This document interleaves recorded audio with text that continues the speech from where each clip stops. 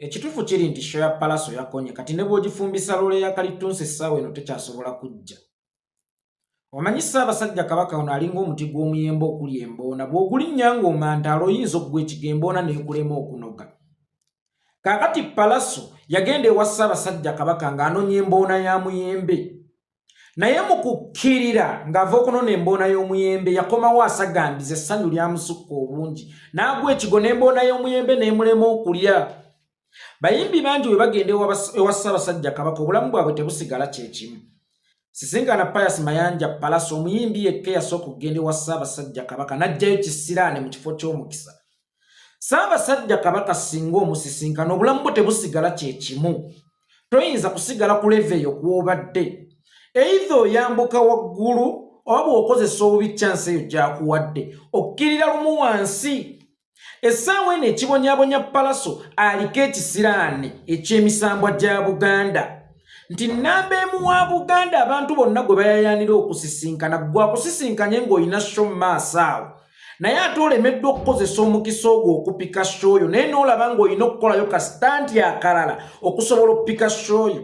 Kitegeeza nti onyoomye emizimu gya Buganda eb'emisambu egyakuwandako eddusu n'osisinkana nnamba emu wa Buganda. Bw'ate n'olowooza nti okuba alien skin kisobola okupika show yo n'okusinga amasannyalaze ge wajja ewa Ssaabasajja Kabaka. Ate nno okole sitanti ne alien skin nga ye alien skin ogimutegeezezzaako naye gwe ozze opikira ekivvulu kyo ku alien skin naye ng'ate bambi ye alien skin takimanyiiko. Mangu awo emisambwa gya Buganda gyaliwo ne gyambala alien skin ne gimugamba tolwana n'ono bwe nnina kye nkutegekedde ono kikonwa. Era essaawa eno wenjogerera emisambwa gya Buganda giri mu kubonereza Pallaso nti toddamu okunyoomoola Namulondo omulundi omulala bw'otyo. Omuntu asiimiddwa Ssaabasajja Kabaka mu Buganda tumuyita musajja wa Kabaka oba mu lujungute ye Queen baayita Ssa baateekako title nti Ssa.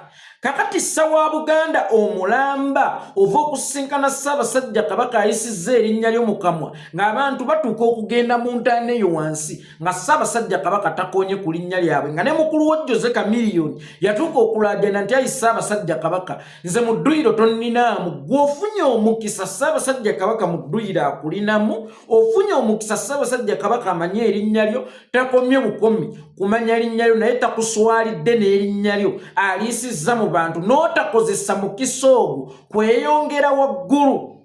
Kyekyo ekibonyaabonya Pallaso olunaku olwaleero kubanga okuva ewa Ssaabasajja Kabaka yalina kwambuka bwambusi waggulu naye essaawa eno ali mu kukka buso olw'ekikolwa kye yakola. Endabye aba Federation nga batembeeta show ya Pallaso bagezeeko kukakkanya alien skin ngambira baba n'abakologaamu na mu bisejja. Pallaso yafuuse muntu wa Kisirani omuntu gwe mutembeeta wa Kisirani Ekisirani kye kisobola n'okukonya kyayo omukalu. Gye buvuddeko nabagamba nti Federation eno ekulemberwa Eddie Kenzo ne Shiba tezze kugatta bayimbi wabula ezze kwawula mu bayimbi. Tezze kugatta music industry wabula ezze gitemaatemamu. Ezze kulwa ssente wadde nga mu mawulire balimba tezze kugatta bayimbi. Kubanga senga ebadde ezze kugatta bayimbi kyalitandikidde wano mu nsasagge eri mu music industry olunaku olwaleero.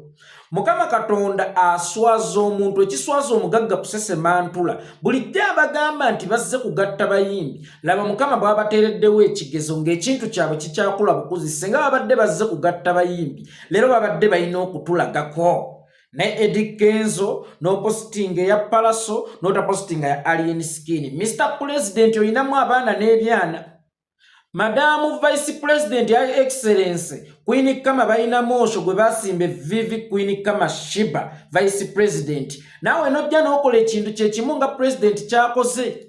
Enja mugenda kulabwako ku Sereni suit nga mugoba Mamuli Katumba nti gwe tosaanidde kuba wano wabulanga ate muli mu kulanya.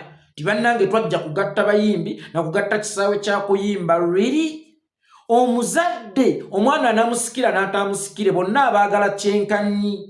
Bonna abaweerera kyenkanyi, bonna abawe ebirungi kyenkanyi, okusobola okuleetawo n'obunkenke ku lumbeerw ekiro nga balonda omusika nga buli omu tamanyi beebuuza muzeeyi ani gwe yalonda. Mu kiraamo kye mulimu ani? Kubanga ffenna yatwagala kyenkanyi ne tuteekawo mbeera nti tekitwetaagisa na kulowoozaako kwani musikaawo nga ggwe omuzadde. omuzadde omutuufu abaana alina kubaagala kyenkanyi naye ate bo bano bafunye kyekubiira mu bufunze babeera baleefali balina ttiimu gye bawagira era bambadde akajoozi munda tobasuubira okusala amazima omubyakira ebbanga nyinza okuba sikyakkiriziganya na mukyala gwe bayita Spice Dana naye mu byakira ebbanga waakiri ye yaddeyo ekifaananyi ky'omukulembeze omutuufu bonna n'abateekayo tetufudde era tetugenda kubanyega kubanga muli ba peegi zammwe muli baki byammwe naye kirabika kati luno olutalo luli wakati w'abanyigiriza n'abanyigirizibwa kakati katulabe ku banyigiriza n'abanyigirizibwa ani asinga amaanyi lwaki ngambye nti olutalo lulabika lufuuse lwabakati w'abanyigiriza n'abanyigirizibwa so ya Pallaso etegekeddwa bbala mu Balugahala ndowooza mumanyi tekitegeeza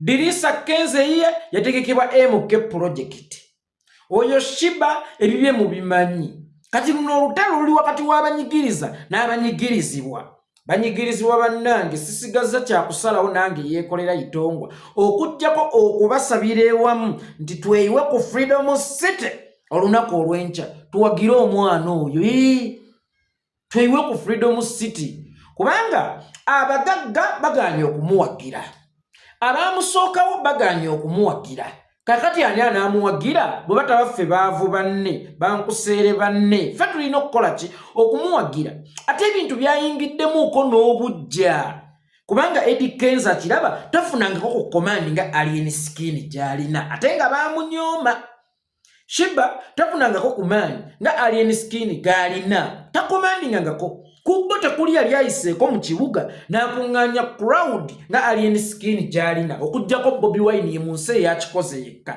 azzeemu okukigeegenyaako ye alien skin kaakati teri ayagala yamujja we kuzaala nduusi bakazi bajja batono abasanyuka abagumbo babazaala abaana ab'obuwala nga mukazi munne mukazi mujja azadde omusika eyo byo tubisuubira bano bo balowooza olw'okubanga baasookawo be balina okubeera nga bakabejja olw'okuba mbu baakeera nnyo be balina okubeera bakabejja ne batamanya nti nabo si be baasookawo waliwo abaabasookawo naye abaabasookawo singa baabakotoggera ojja kwesanga nga ku bo tewaali badde ali waali ate nabo si be baasooka okuva mu kyalo abantu bonna be baasanga e Kampala naye babasinga obugagga olwaleero ate naabo ababasooka okuva mu naabo be basooka abamu okuva mu kyalo lunaku olwaleero babasinga obugagga enkola y'emirimu mu mirimu gyonna kubeera nga kuva mu kyalo asoose e Kampala si asooka okugaggawala so asoose mu kisaawe ky'okuyimba